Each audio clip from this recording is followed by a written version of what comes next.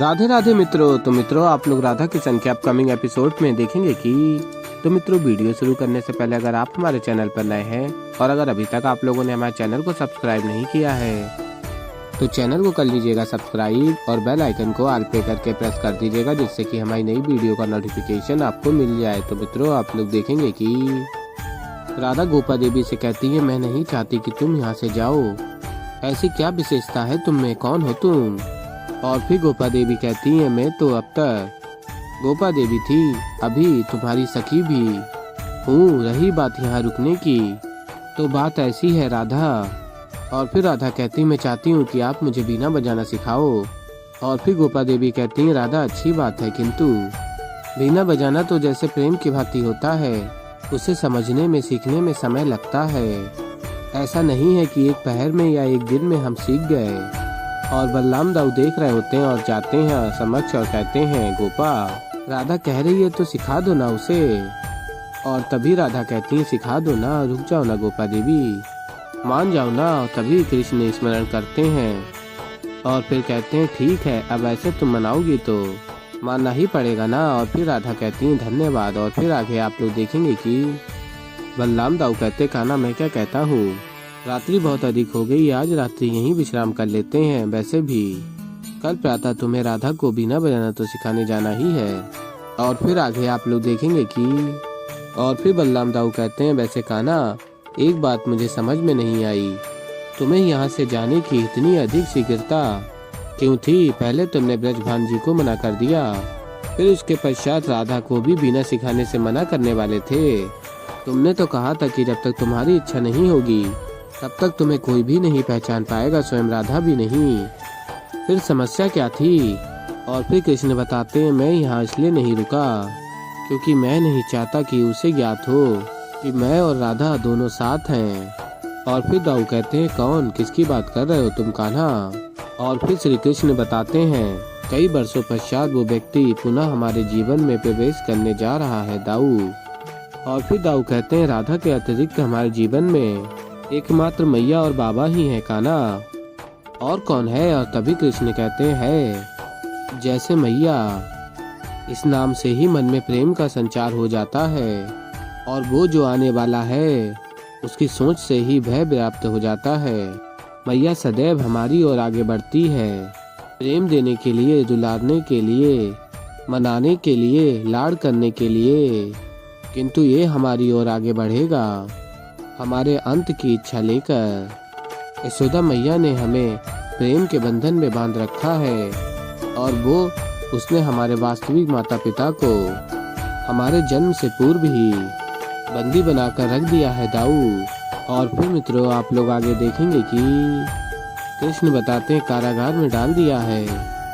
हमारे वास्तविक माता पिता अभी भी बीड़ियों में हैं। वो जिसके शब्द में माँ है, किंतु उस व्यक्ति में ममता का एक अंश तक नहीं। और बताते हैं आगे श्री कृष्ण, हमारे मामा श्री हैं वो, मामा श्री कंस। और फिर मित्रों, आप लोग आगे देखेंगे कि श्री कृष्ण बताते हैं, और उनके जीवन का मात्र एक ही उद्देश्य है, अपनी ही बहन देवकी के पुत्र का अंत करना, अर्थात मेरा अंत करना। अब यदि मैं यहाँ रह जाऊं तो उन्हें ज्ञात हो जाएगा कि मैं यहाँ हूँ, और निश्चित रूप से कोई ना कोई बाधा वो उत्पन्न करते हैं। मेरी और राधा की इस प्रेम गाथा में कोई ना कोई बाधा डालने का प्रयास वो अवश्य करते हैं। और सत्य कहूँ तो वही नहीं, इस संसार में जितनी भी नकारात्मक शक्तियाँ हैं वो मेरे और राधा के इस प्रेम भक्ति की शक्ति का आभास कर सकते हैं।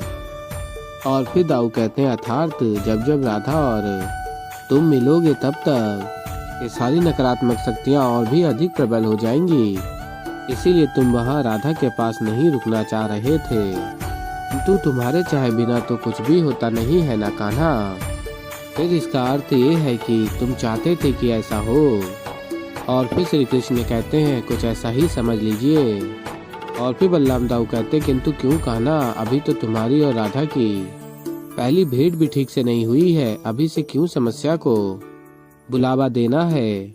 और फिर कृष्ण कहते हैं, देखिए दाऊ, किसी के कुछ करने ना करने से नियति को कोई अंतर नहीं पड़ता। नियति में जो लिखा है वो होकर रहता है। और फिर मित्रों आप लोग आगे देखेंगे कि राधा कहती है, क्या कर रही हो गोपा, कल तो इतना अच्छा बजा रही थी, आज क्या हुआ और मुझे देखने भी नहीं दे रहे हो कि कैसे बजा रहे हो। और कहती है, मैं यहीं तुम्हारे पास बैठूंगी और तुम अच्छे से सिखाओगी। और तभी गोपा कहती है, हो गया आज के लिए, हो गया आज के लिए, शिक्षा इतनी ही थी। और तभी राधा की सखिया कहती है, शिक्षा आरंभ होते ही समाप्त हो गई। और तभी राधा कहती है, कोई शिक्षा समाप्त नहीं हुई है। और कहती है राधा गोपा से, तुम अभी इसी क्षण मुझे बीना बजाना सिखाओगी। और तभी गोपा कहती है, देखो अभी एक दिवस में ऐसे थोड़ी ना सीख जाते हैं। और फिर आगे आप लोग देखेंगे कि राधा की मैया आ जाती हैं और कहती हैं, ये क्या हो रहा है यहाँ पर। और फिर राधा कहती हैं, देखो ना माँ, गोपा ने मुझे वचन दिया था कि वो मुझे बीना बजाना सिखाएगी, किंतु देखो अभी सिखा ही नहीं रही है। और तभी गोपा कहती हैं, मैं अपना वचन निभा रही हूँ, मैं सिखाऊंगी किंतु आज नहीं कल। और तभी राधा कहती, तुम अपना वचन भूल रही हो। और फिर गोपा कहती है, मैया देखिए ना, ये हट कर रही हैं। और तभी राधा कहती है, ये हाथ भी नहीं लगाने दे रही अपनी बीना को। और फिर गोपा कहती है, नहीं नहीं, मैं उचित समय पर सिखाऊंगी ना। और तभी मैया कहती है, बस एक क्षण मौन हो जाओ तुम दोनों, क्या बालकों की भांति लड़ रही हो। अब कोई कुछ नहीं बोलेगा तुम दोनों में से। और हाँ, आज का अभ्यास यहीं समाप्त होता है। और कहती है, राधा आज सोमवार है, हमें 16 सोमवार के व्रत की पूजा करने मंदिर भी जाना है, चलो अब। और कहती मैया, और तुम सब, तुम भी चलो। और फिर मित्रों आप लोग आगे देखेंगे कि कृष्ण कहते हैं गोपा के रूप में, हे महादेव, आज तो आपने मुझे बचा ही लिया, अन्यथा पता नहीं। और तभी राधा कहती है, गोपा मुझे लगता है कि तुम्हें भी हमारे साथ मंदिर चलकर पूजा करनी चाहिए। और तभी गोपा कहती है, नहीं मुझे तो नहीं लगता, मैं तो माता सरस्वती की उपासक हूँ, मैं नहीं आ सकती, आप जाइए ना। और फिर राधा कहती है, नहीं तुम साथ चलोगी, कह दिया तो कह दिया। और तभी कृष्ण कहते हैं, तुम्हें दिया हुआ वचन तो मुझे बहुत भारी पड़ रहा है राधे। और तभी राधा कहती है, कुछ कहा तुमने। और फिर कृष्ण कहते हैं, नहीं मैं कुछ कह सकती हूँ, चलो।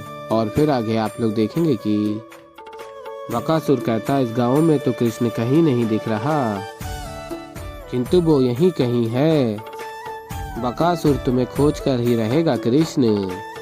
और फिर आगे आप लोग देखेंगे कि राधा की मैया कहती हैं, सभी से अब तुम लोग एक एक करके शिवलिंग का अभिषेक करते हुए जप करो। और कहती है मैया राधा। और फिर तभी राधा शिवलिंग का अभिषेक करते हुए जप कर रही होती हैं। और फिर मित्रों आप लोग आगे देखेंगे कि देवी पार्वती महादेव से कहती हैं, राधा के मुख की ये प्रसन्नता बता रही है कि राधा के मन में क्या है।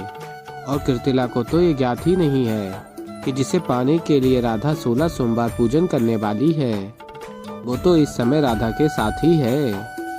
और फिर आगे आप लोग देखेंगे राधा कहती है, हे महादेव, इस बार आपके नाम का 16 सोमवार का व्रत करने के पीछे मेरी आशा क्या है, तो आप भली भांति जानते हैं।